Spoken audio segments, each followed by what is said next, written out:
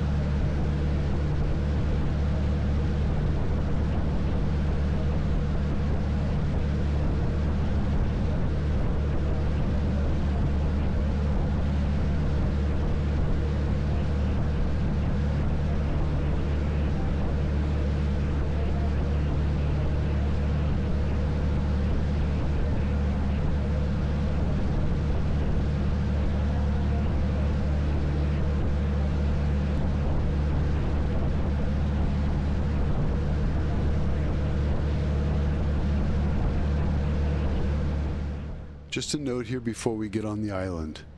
Gunkanjima, also known as Hashima Island, is often called a ghost island due to its abandoned state and eerie atmosphere rather than any actual beliefs in ghosts. The island's history as a densely populated coal mining facility abruptly deserted in 1974 contributes to its ghostly reputation. While some may find the island's decaying buildings and remnants of daily life unsettling, there's no evidence to suggest any supernatural occurrences.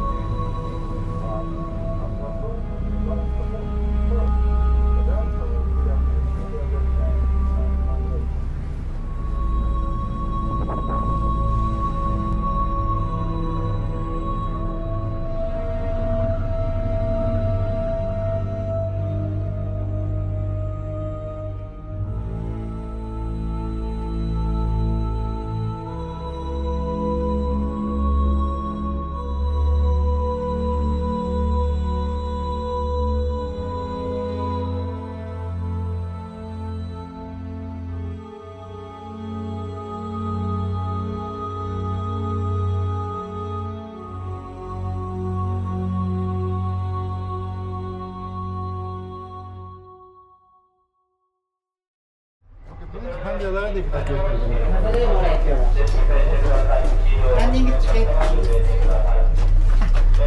ありがとうございます。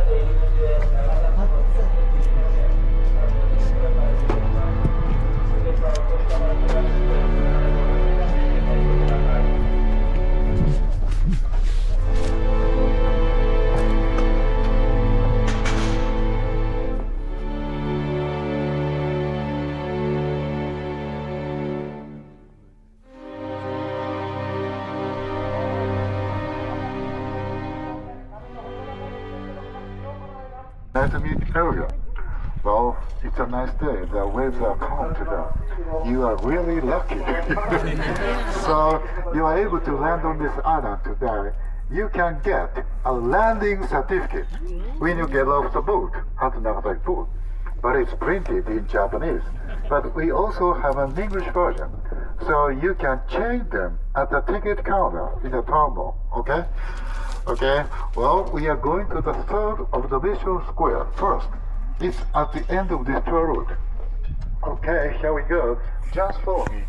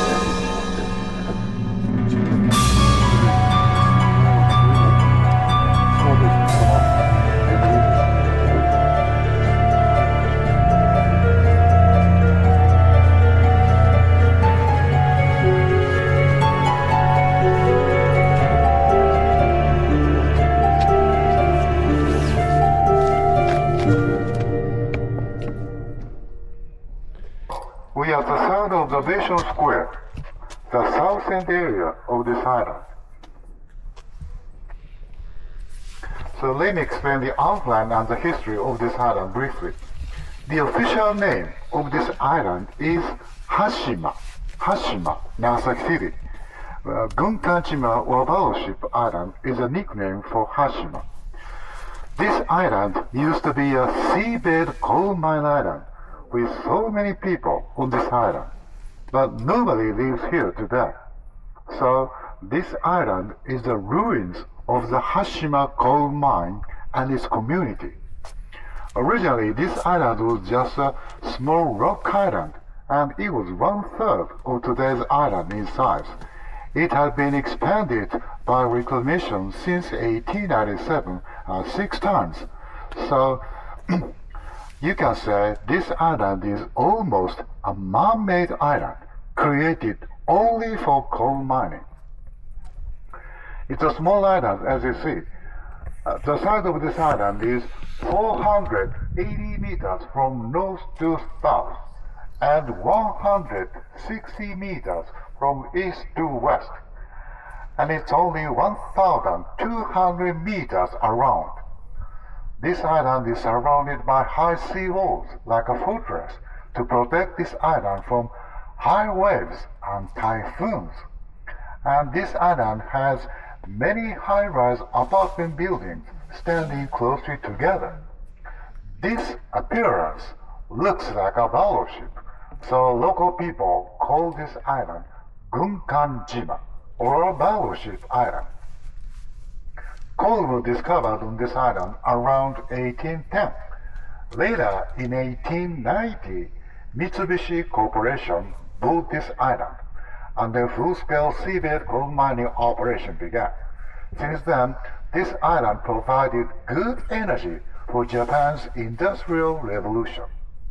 But in the 1960s, a lot of petroleum or oil began to be brought to Japan, and it was much cheaper than Japanese coal. In Japan, the coal beds are deep underground, so it costs a lot to dig up the coal. That's why Japanese coal became not competitive. Then gradually, oil replaced coal in Japan, and almost all the coal mines in Japan began shutting down across the country. This is called the Energy Revolution in Japan. This Hashima coal mine was no exception.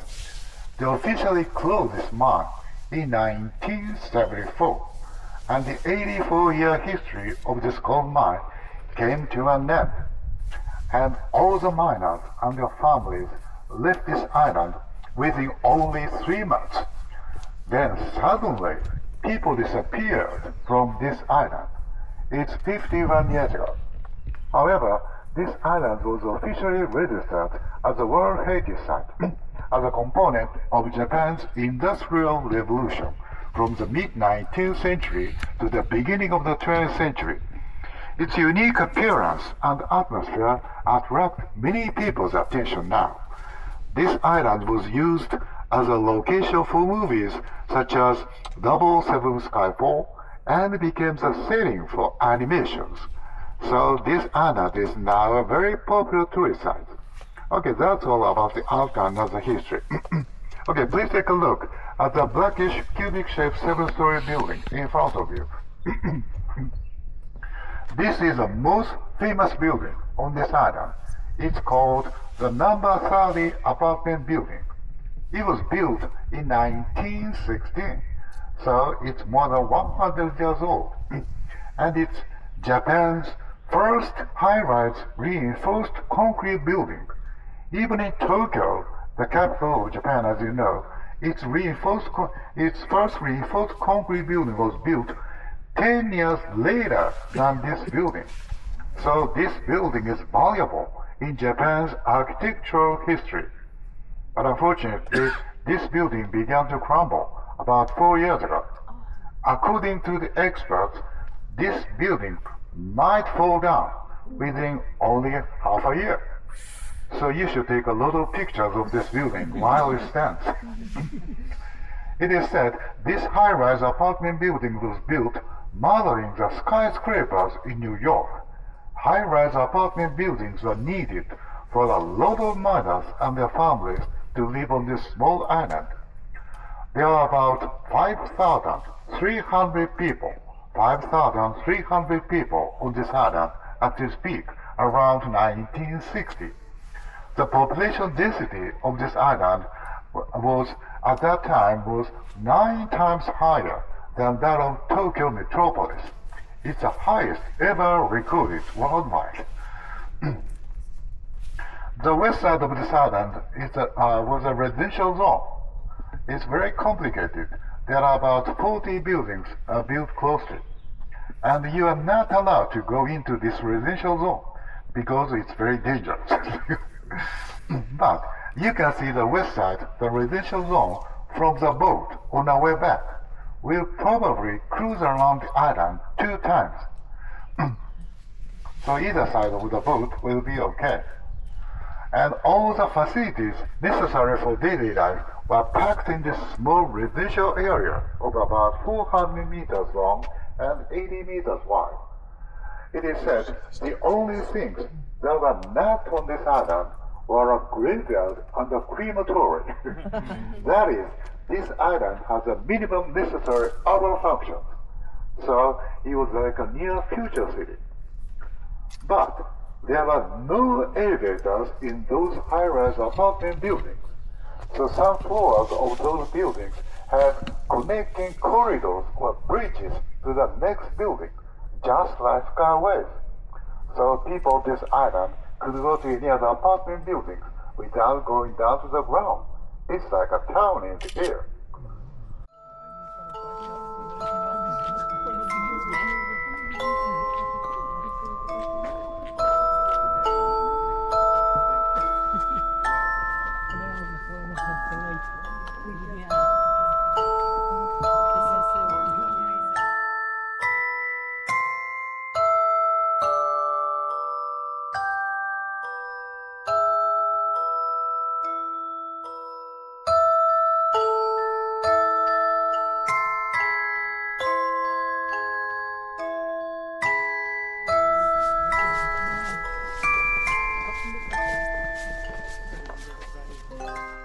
We take a look at this place.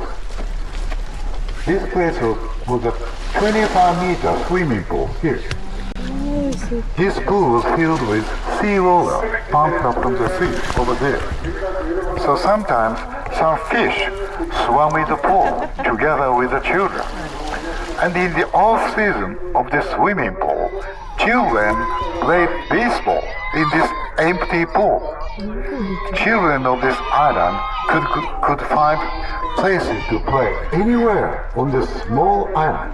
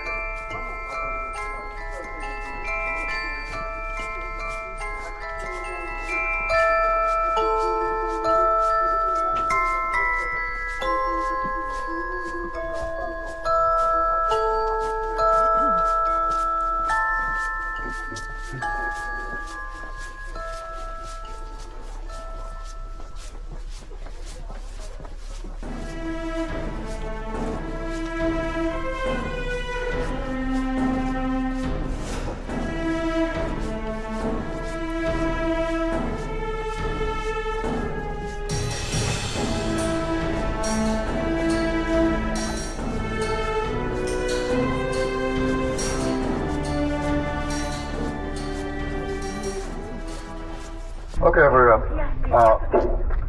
The rock mountain running through the center part of this island is the original shape of this island. And on top of the rock, there's a windowless concrete structure. Can you see? That's a water tank. At first, water for daily life was provided by making fresh water from seawater by distillation until 1935. After that, water was brought to this island by boat. The water brought by those boats was stored in the water tank and distributed to the communal taps at several areas on this island. But in the 1950s, as the population increased, water got running short. So in 1957, Japan's first undersea water supply pipe was laid between this island and the reservoir in the opposite Nagasaki Peninsula. They each home had a water tap. The undersea water supply pipe was about 6.5 kilometers long, and it was the longest in the world at that time.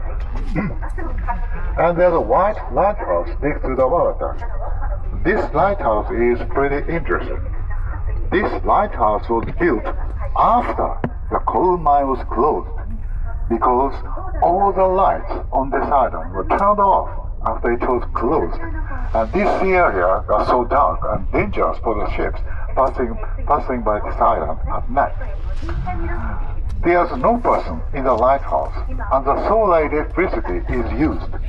And today, this lighthouse is the only working facility on this island.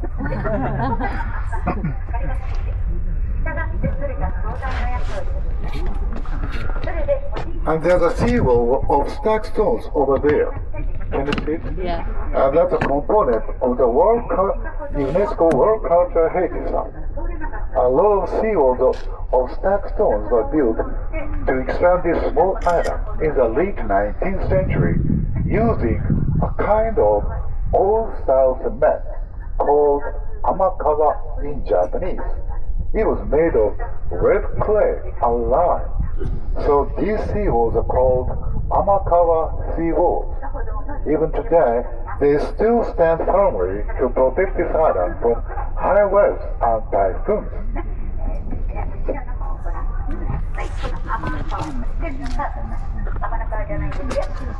And there's a brick building in front of you.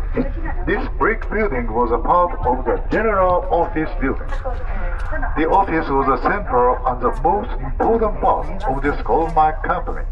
So there used to be a lot of coal mine facilities around this office, including a large communal bus area for the miners.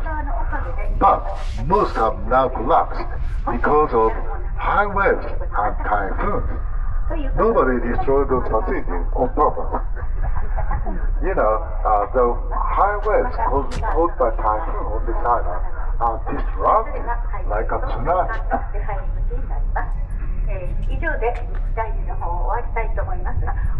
Okay, let's go into the second observation square. すみません、右側通行でお願いします。通ります。通ります。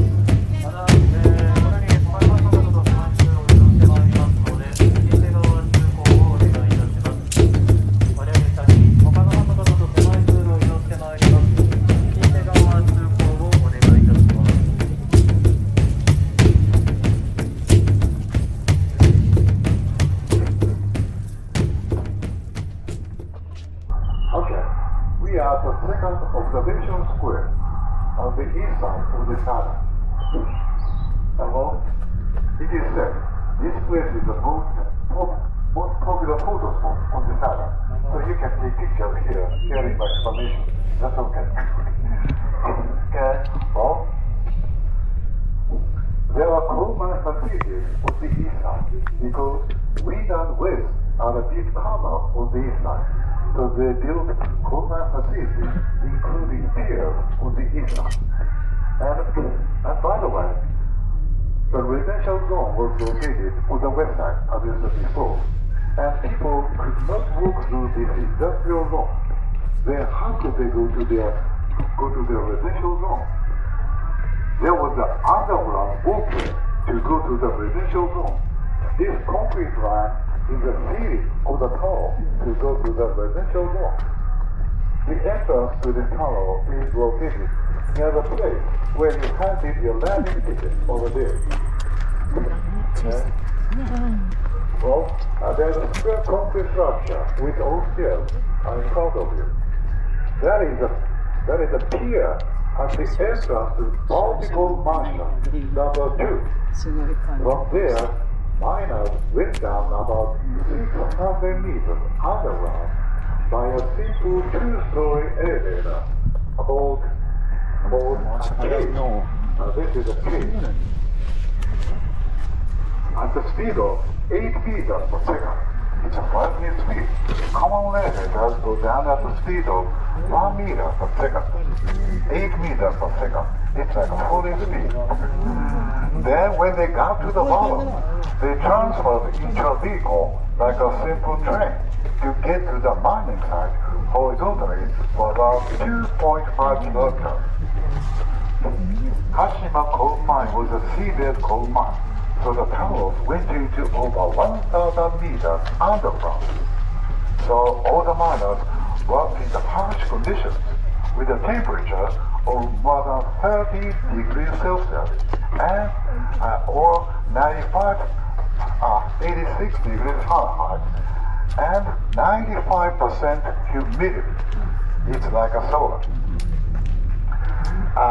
The coal mining was operated 24 hours a day in 3 shifts, so each miner worked 8 hours a day. However, the payment for the miners was quite high. It is said it's twice or 3 times higher than that of common office workers, so they lived wealthy lives on this island.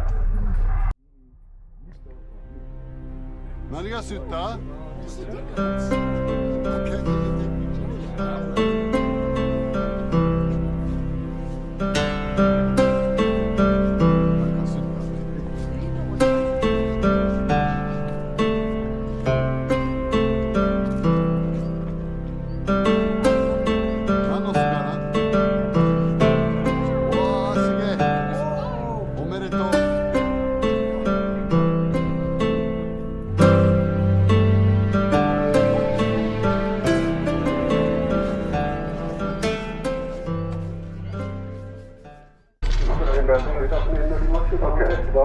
？There's a line of rectangular or boat-shaped complex structures over there. This picture. There are the supports of the conveyor belt to carry the selected coal to the storage facility. And there's a white 7-story building in front of it. That is Kashima Elementary and Junior High School. It was built in 1958 and it was the tallest school building in Japan. The first 4 floors from the ground were used for elementary school, and the 5th and the 7th floors for junior high. And on the 6th floor, there were a library, a music classroom, and a hall shared by the both. There were more than 1,000 children in the school at its peak around 1960. Okay, let's go into the first observation square. Well, we are at the first observation square, the final destination of the tour on the island. And, well, next to the Kashima Elementary and Junior High School to the left, there's a blackish 9-story apartment building. That is the largest apartment building on this island. It's called the number 65 apartment building. Its U-shapes were built from above, and it has 317 apartments. So more than 1,100 people live there. And it was built in 1945, during the World War II. At that time, Japan had a very serious shortage of construction materials. So it was really rare to build such a big building at that time. This shows this Kashima coal mine was very important for this country at that time. And surprisingly, there was a kindergarten on the rooftop of this building. There's no place on the ground to build it. And there were also rooftop gardens on the neighboring building. It said they were Japan's first rooftop garden. And on top of the ground, there's a 4-story apartment building. It had a fine view. This apartment building was for the senior managers who are executives of this coal mine company. In common halls, there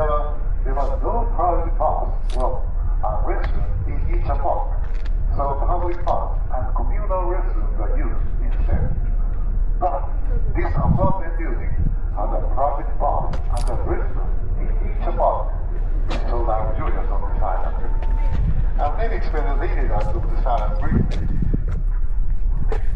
All the people could get almost all the necessities on this island, and all the shops are located within walking distance. So some people who have once lived on this island say this island was just like one big convenience store. And almost every day, street vendors came from the opposite Naramak Peninsula by boat to sell fresh vegetables and seafood in the open air market called Hashima Ginza. Ginza is a famous shopping district name in Tokyo, as you know. They call this area Hashima Ginza. Well, this is the end of our tour on the island. Okay, we have to go back to our boat by 10:20.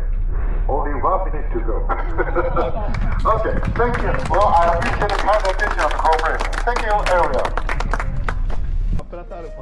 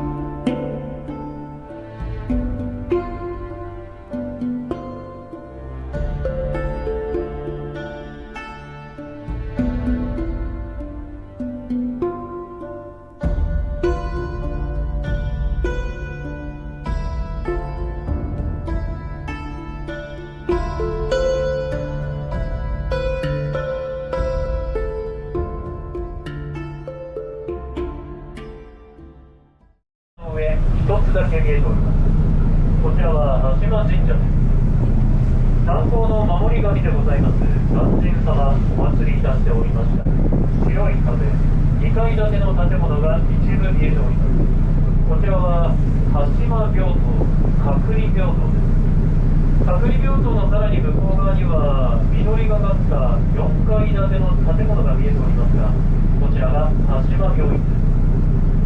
当時、仮手炭鉱で働かれておりました工員さん方は危険な作業を行っておりましたので、このような医療設備についても充実をいたしておりました。また、隔離病棟につきましては、その当時流行っておりました咳などといった伝染病対策のため建てられております。ご紹介いたしております、この病院病棟から向かってすぐ右隣には、ひときわ高い高層の建物が見えております。お客様、お手持ちのパンフレットによりますと、上から見るとカタカナのこの字型をいたしております。この島最大の集合住宅65号棟です。当時この65号棟だけで1000名以上の方が生活をされておりました。また9階建てのアパートではございますが、屋上10階にあたる部分にはこの島の幼稚園作られております。このような高層アパート、さらには屋上に幼稚園が建てられるというところからも、この軍艦島、いかに土地というものがなかったかお分かりいただければと思います。立ち並んでおりますアパート、一つもエレベーターとなっておりません。当時、幼稚園や外園の園児さん方も階段を使い、10階の幼稚園へと通われていたそうです。また、これより本線はこの海域におきまして、回答、方向転換を行ってまいります。本線海上中は波の影響を受けやすくなります。大きく横揺れする場合もありますので、海上完了まではお席にてお待ちいただけますが、お近くの設備に手を添えて今の位置でお待ちください。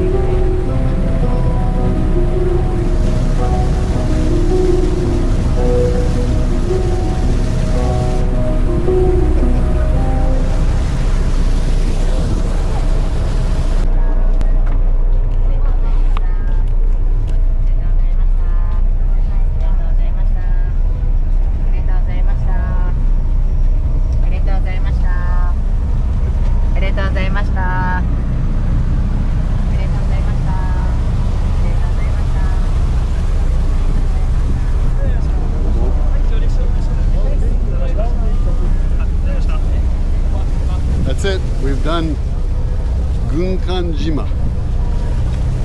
I got my official landing pass for having done the trip.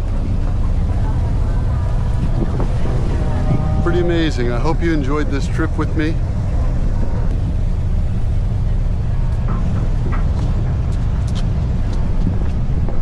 Gunkanjima. Hope you enjoyed it. It was a blast. Don't forget to like, subscribe, and comment. Again, until next time, John A.